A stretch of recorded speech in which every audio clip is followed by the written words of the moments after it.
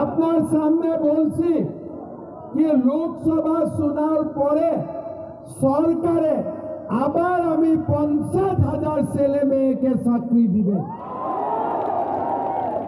50,000 ছেলে মেয়েকে আমি চাকরি দিবে। এখন আসামে চাকরি কে পায়?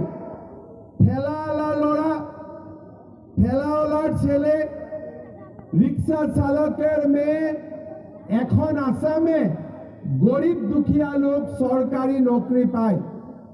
কংগ্রেসের দিনে নকরি 1,000 2,000, তারপরে দালালি। ঠিক আছে, এখন কিছু দালালি নাই।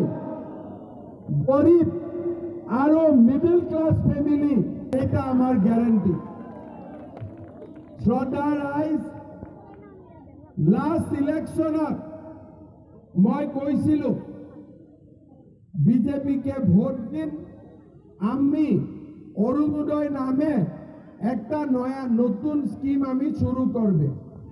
কি স্কিম?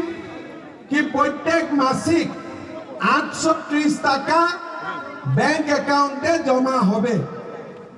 আমাকে কেউ বিশ্বাস করছিলাম না কি রকম এটা সম্ভব হবে। 830 টাকা মাসিক কি রকম আসবে। এখন আমাকে কেউ অবিশ্বাস করেনি। কেন?